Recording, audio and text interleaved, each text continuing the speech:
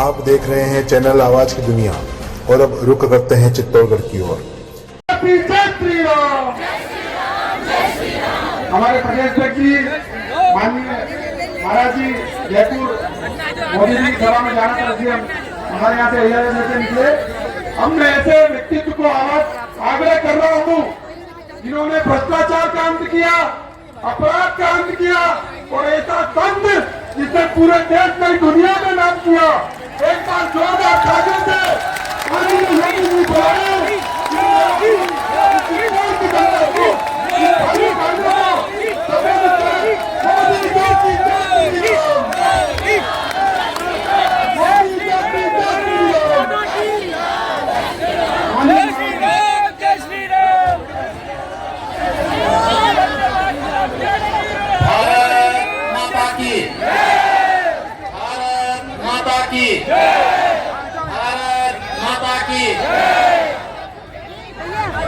वंदे वंदे वंदे।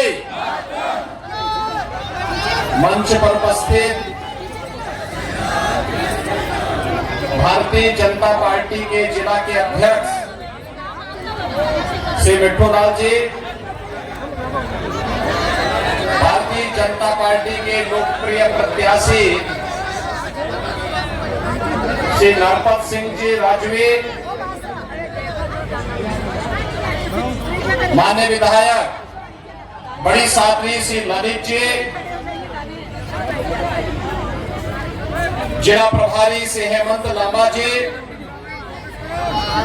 पूर्व जिलाध्यक्ष श्री रतनलाल गाडरी जी, जौहर स्मृति संस्थान के अध्यक्ष श्री नरेंद्र सिंह राव जी, मंच पर उपस्थित सभी पूज्य संतजन, भारतीय जनता पार्टी भाइयों और बहनों,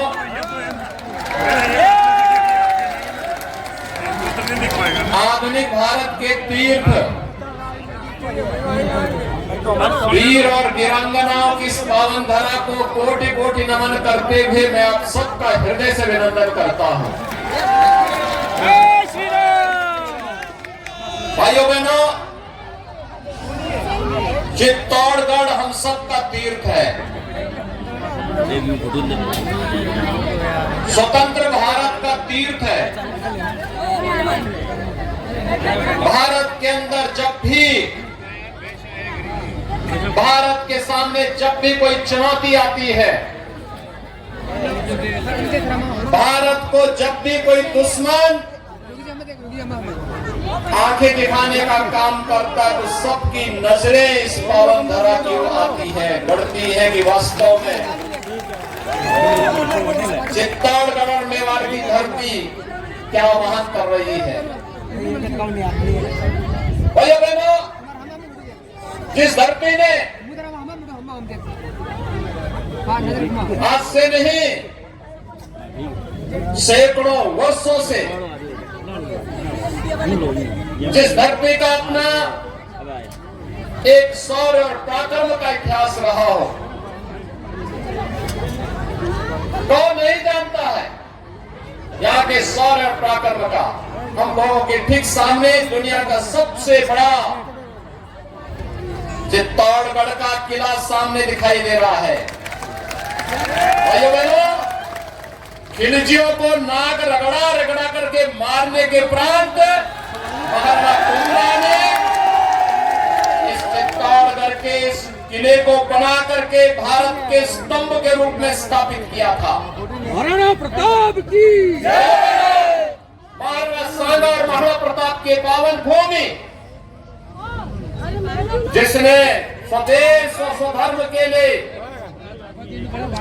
अपना सर्वस्व बलिदान करने को तैयार थे, लेकिन दुश्मन के सामने सिर नहीं झुकाएंगे, किसी भी स्थिति में नहीं झुकाएंगे।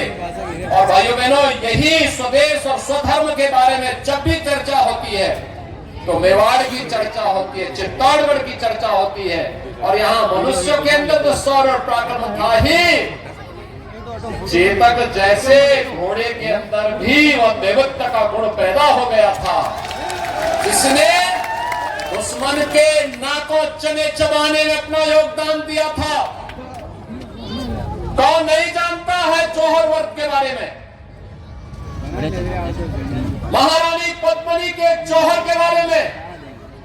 हम लड़ेंगे मातृभूमि के लिए, लेकिन जब दुश्मन कहीं भी हावी होगा उस गद्दार को अपने बदन को छूने नहीं देंगे, जौहर वर्ग धारण करेंगे।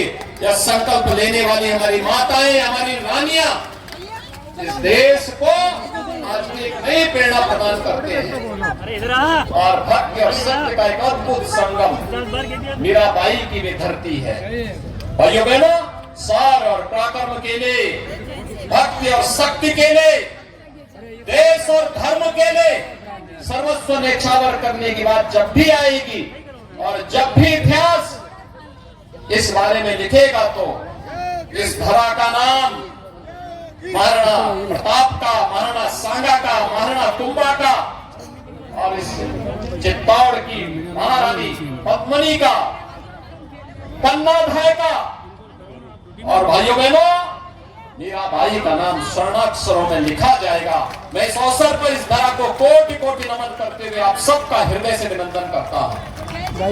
भाइयों बहनों, हमें वास्तव में पीड़ा होती है पिछले 5 वर्ष के अंदर राजस्थान को देख करके,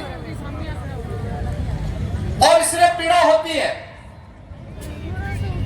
कि जब देश आगे बढ़ रहा है, पूरे देश में एक नए भारत का दर्शन हो रहा है। पूरा देश दुनिया में अपनी एक नई छवि के साथ जाना जा रहा है। भारत को एक नए शक्ति के रूप में, उभरते हुई ताकत के रूप में दुनिया महसूस कर रही है। प्रधानमंत्री मोदी जी का नेतृत्व आज पूरी दुनिया स्वीकार कर रही है। अभी हमने G20 के अध्यक्षता के रूप में प्रधानमंत्री जी के नेतृत्व में दुनिया के 40 राष्ट्राध्यक्षों का दिल्ली में हुआ सितंबर में महासमिट इस बात का उदाहरण प्रस्तुत करता है। दुनिया के अंदर आज प्रधानमंत्री मोदी जी जहां कहीं जाते हैं, भाइयों बहनों, पूरी दुनिया पलक पावड़े बिछा करके उनका स्वागत करती है, उनका अभिनंदन करती है। यह अभिनंदन तो प्रधानमंत्री मोदी जी का नहीं है भाइयों बहनों, भारत की 142 करोड़ जनता का अभिनंदन होता है। भारत का 142 करोड़ लोग गौरवान्वित होते हैं। भारत के बारे में धारणाएं बदली। जो लोग पहले हेत इससे देखते थे, कमजोर देश के रूप में वे देखते थे, आज वे लोग भी भारत की ताकत का एहसास कर रहे हैं। सीमाएं हमारी आज सुरक्षित हो रही है। पहले जिसकी मर्जी आती थी भारत की सीमा में घुस जाता था। पहले जिसकी मर्जी आती थी देश के किसी कोने में आतंकी घटना को वारदात दे देता था, निर्दोष नागरिकों की हत्या कर देता था। आज आतंकवादी भी जानते हैं और आतंकवादियों के आका भी जानते हैं ये नया भारत है, नहीं है, लेकिन अगर छेड़ोगे तो फिर छोड़ता भी नहीं है। इस नए भारत में आज समस्या अकेले नहीं, समाधान की चर्चा होती है। समाधान, हम समस्याओं के लिए रोना नहीं रोते हैं, समस्याओं के लिए रोना नहीं रोते हैं। कांग्रेस ने आतंकवाद की समस्या दी तो मोदी जी ने धारा 370 को समाप्त करके इसका समाधान दे दिया। कांग्रेस ने नक्सलवाद की समस्या दी, मोदी जी ने गरीब कल्याणकारी योजनाओं के माध्यम से 142 करोड़ लोगों को जोड़ करके उसका समाधान दे दिया। कांग्रेस ने अलगाववाद की समस्या दी, मोदी जी ने कनेक्टिविटी के माध्यम से उत्तर से दक्षिण, पूरब से पश्चिम, पूरे भारत को जोड़ करके इसका समाधान दे दिया। ये नया भारत, हाईवे बन रहे हैं, world class highway, railway, airport, AIIMS, IIT, IIM, 1 district 1 medical college, हर घर नल की योजना, ये सभी नए भारत के अंदर हम सबको देखने को मिल सकते हैं। भाइयों बहनों, ये नए भारत में आज हम सब इस बात को महसूस कर सकते हैं, विकास भी है, गरीब कल्याणकारी योजनाओं का लाभ भी मिल रहा है। याद करिए, 55 से 60 वर्षों तक देश में कांग्रेस ने शासन किया, लेकिन गरीबों के घर में शौचालय नहीं बन पाए। 55 से 60 वर्षों तक शासन किया, गरीबों के आवास नहीं बन पाए। प्रधानमंत्री मोदी जी ने 12 करोड़ गरीबों के घर में एक शौचालय दे दिया, 4 करोड़ गरीबों को एक आवास उपलब्ध करवा दिया, 9 करोड़ 60 लाख गरीबों के घर में उज्ज्वला योजना का रसोई गैस का सिलेंडर भी पहुंचा दिया, फ्री में पहुंचा दिया। 4 करोड़ गरीबों को उज्ज्वला योजना के सौभाग्य योजना में निःशुल्क बिजली के कनेक्शन भी उपलब्ध करवा दिए। और भाइयों बहनों, यही नहीं, देश के अंदर 50 करोड़ गरीबों को प्रतिवर्ष 5 लाख रुपए की स्वास्थ्य बीमा का कवर भी दे दिया, और 12 करोड़ गरीब के साथ 12 करोड़ किसानों को 6,000 रुपए सालाना प्रधानमंत्री किसान सम्मान निधि का लाभ भी दे दिया। भाइयों बहनों, सरकार योजनाएं बनाती है, उसको प्रभावी ढंग से कैसे क्रियान्वित किया जाए, इसका उदाहरण प्रधानमंत्री मोदी जी ने देश को दिया। डिजिटल इंडिया के माध्यम से भ्रष्टाचार पर प्रभावी अंकुश लगाने का कार्य भी किया, भारत को एक नए भारत का दर्शन कराने का काम भी किया। भाइयों बहनों, आज हम सब देख सकते हैं, सामान्य दिनों में तो हर व्यक्ति कर सकता है अगर इच्छा शक्ति हो तो, लेकिन जब संकट हो, इस सदी का सबसे बड़ा संकट कोरोना महामारी था। आज मैं समाचार पत्र पढ़ रहा था, कल भी मैं देख रहा था, अमेरिका में, चाइना में एक बार फिर से कोरोना महामारी फैल रही, तेजी के साथ फैल रही है।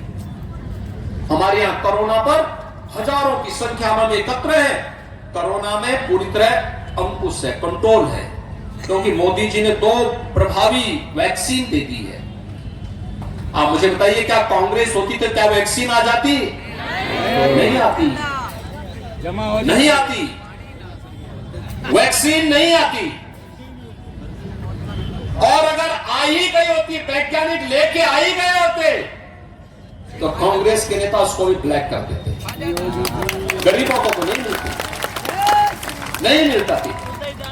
याद करिए, फ्री में टेस्ट, फ्री में उपचार, फ्री में वैक्सीन, 220 करोड़ वैक्सीन की डोजेज फ्री में दी गई, और 3.5 वर्षों से गरीबों को फ्री में राशन की सुविधा मिल रही है, और अगले 5 वर्ष तक मिलती रहेगी। यह भी काम प्रधानमंत्री मोदी जी ने पहले कर दिया। भाइयों बहनों, पहली बार इस सुविधा का लाभ देश के अंदर इस रूप में प्राप्त हो रहा है। लेकिन राजस्थान में भाइयों बहनों, इन 5 वर्षों में हमें पीड़ा होती है। कैसे कन्हैयालाल साहू की गला रेत करके हत्या की गई थी, कैसे किया था, और सरकार मौन, सरकार के कानों में जू नहीं रेंग रहा था। यहां पे मैं पिछले 4-5 दिनों से प्रचार में हूं राजस्थान में। जहां जाता हूं, कहीं खनन माफिया है, कहीं वन माफिया है, कहीं पशु माफिया है, कहीं पेशेवर अपराध में संलिप्त माफिया है। और जब भाइयों बहनों इन माफिया की चर्चा होती है, तो मुझे पुराने उत्तर प्रदेश की याद भी आती है। याद करिए, उत्तर प्रदेश में बड़े बड़े माफिया थे, अजगर जैसे माफिया थे। और इनके लिए मैंने एक नया अनुसंधान किया था यूपी में, और वह अनुसंधान है हमारा बुलडोजर का।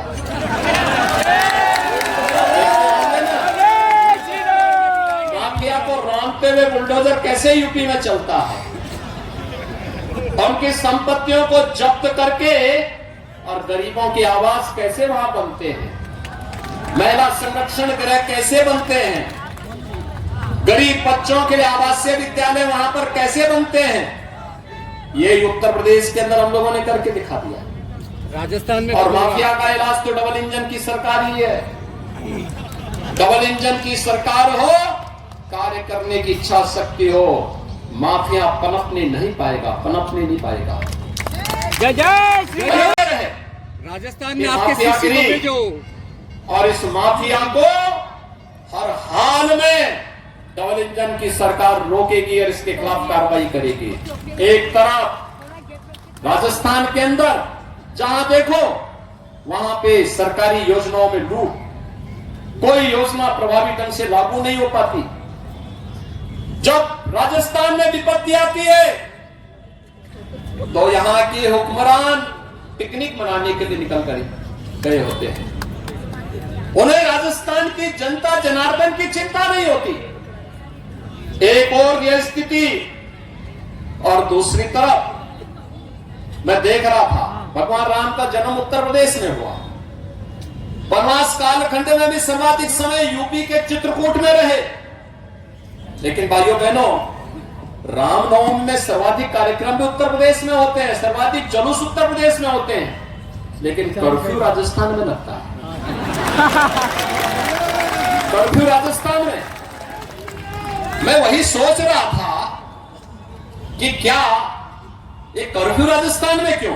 पता लगा कि साहब वहां पे राजस्थान सरकार ने रामनवमी के जुलूस पे रोक लगा दी।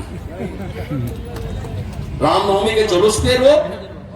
मैं जिस जिले में जाता हूं वहां किसी एक संत की हत्या हुई होती है,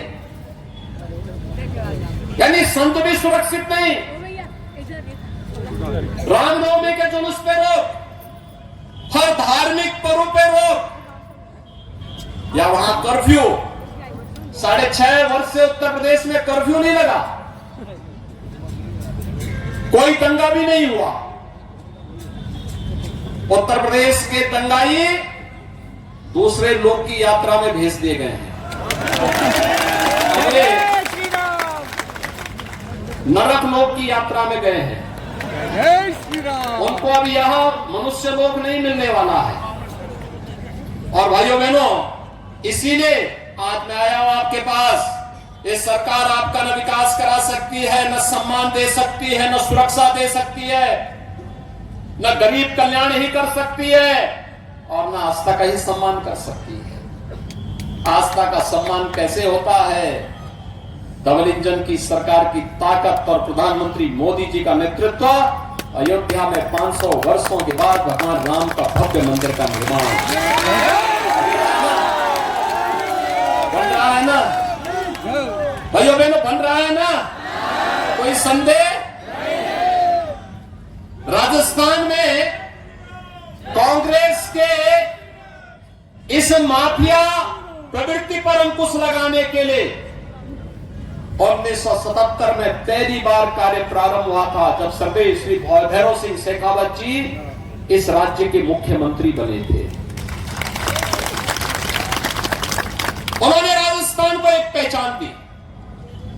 योजनाओं के लिए जब मैं बात करता हूं तो मुझे इस मेवाड़ क्षेत्र में ही उदय सागर झील देखने को मिलती है। महाराजा उदय सिंह जी के समय में इतनी भारी झील किस रूप में बनी थी, जल संरक्षण का आदर्श उदाहरण। ये पूरा क्षेत्र झीलों की नगरी कहलाई।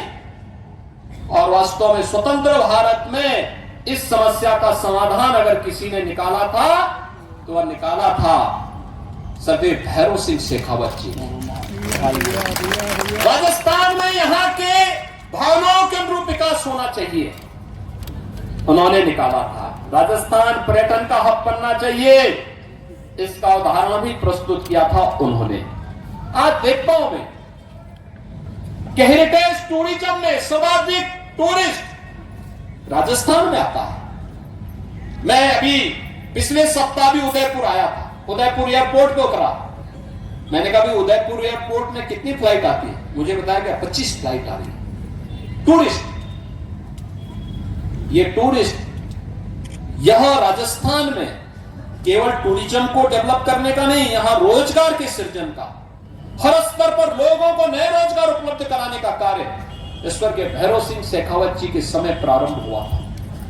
उस कार्य कार्यक्रम को आगे श्रीमती वसुंधरा राजे सिंधिया जी के नेतृत्व में भी आगे बढ़ाया गया।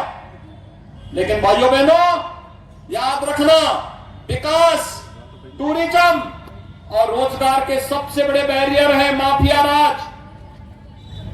कांग्रेस इसका सबसे बड़ा बैरियर है और कांग्रेस आपकी आस्था पर भी खिलवाड़ कर रहा है, आपकी भावनाओं के साथ भी खिलवाड़ कर रहा है। कांग्रेस के द्वारा विकास में रोड़े अटकाने का कार्य भी हो रहा है। इस अवसर पर जब राजस्थान विधानसभा का एक चुनाव चल रहा है तो भाइयों बहनों, चुनाव में केवल विधायक का ही चुनाव नहीं होता है। हर व्यक्ति की इच्छा होती है कि मुझे टिकट मिले और होना भी चाहिए। हर कार्यकर्ता को, हर जनप्रतिनिधि को चुनाव लड़ने का अधिकार है। लेकिन पार्टी ने एक बार तय किया, मैं मानता हूं श्री चंद्रभान सिंह आज्ञा भारतीय जनता पार्टी के कार्यकर्ता और उन्होंने कार्य किया, लेकिन पार्टी के निर्णय के साथ अगर वे जुड़ते उनका भी सम्मान होगा। और मुझे लगता है कि जिस माफिया राज के खिलाफ हमें मिलकर के लड़ना है, उस माफिया को भी ये डबल इंजन की सरकार बनने के बाद राजस्थान से खात्मा भी होगा और आस्था का सम्मान भी होगा। और यही भावनाओं के साथ आज मैं आपसे अपील करने के लिए आया हूं कि भारतीय जनता पार्टी ने श्री नरपत सिंह राजवी जी को आपके बीच में प्रत्याशी बनाकर के उतारा है। भाइयों बहनों, वो एक वरिष्ठ नेता है, उन्होंने 10 वर्षों तक यहां पे सेवा की, विकास की योजनाओं को आगे बढ़ाने का काम किया और आज भी उनके मन में एक तड़प है कि मैं इस अभियान का सारथी बनकर के आगे बढ़ सकता हूं। भाइयों बहनों, मैं आप सबसे अपील करने के लिए आया हूं कि श्री नरपत सिंह राजवी जी उनको एक अवसर दीजिए। डबल इंजन सवाल विधायक का नहीं, सवाल डबल इंजन की सरकार बनाने का है, डबल इंजन सरकार बनाने का है। और डबल इंजन की सरकार जब आती है तभी राम मंदिर का सौभाग्य भी आता है। राम राज्य के आधारशिला तो मोदी जी ने रख लिया है, अब राम राज्य का आनंद भी लेना है हमारे देशवासियों को। याद रखना, जब हम राम मंदिर का आंदोलन चलाते थे तब लोग कहते थे एक ही बात, क्या तब लोग एक ही बात कहते थे, क्या राम मंदिर बन जाएगा? हम कहते थे क्यों नहीं बनेगा। लोग कहते थे आप देखते हैं क्या है वहां खड़ा। हमने कहा था रहने दो भाई, कोई आराम से रहने दो, कोई बात नहीं भाई। लोकतंत्र में हर व्यक्ति को अपनी बात बोलने का पूरा अधिकार मिलना चाहिए, अनावश्यक। और इसलिए भाइयों बहनों, उस समय हम लोग एक बात कहते थे, हम लोग एक ही बात कहते थे, रामलला हम आएंगे, मंदिर वहीं बनाएंगे, बोलते थे ना, एक ही बात बोलते थे। कांग्रेस के लोग हंसते थे, जो राम मंदिर के विरोधी थे हंसते थे, संतों पे हंसते थे, पूज्य संतों के नेतृत्व में आंदोलन हो रहा था, हंसते थे, अरे साधु संत क्या कर पाएंगे।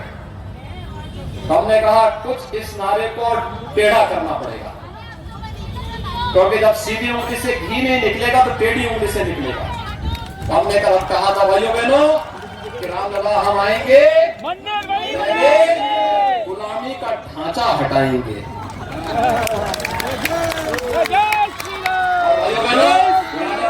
हटाना और फिर कहा मंदिर यहीं बनाएंगे, मंदिर बन रहा है ना। और 22 जनवरी को प्रधानमंत्री मोदी जी के कर कमलों से रामलला भी विराजमान होने वाले हैं, सहमत है ना, कोई संदेह? अच्छा मुझे बताओ, चित्तौड़गढ़ से कितने लोग अयोध्या धाम जाने के इच्छुक हैं?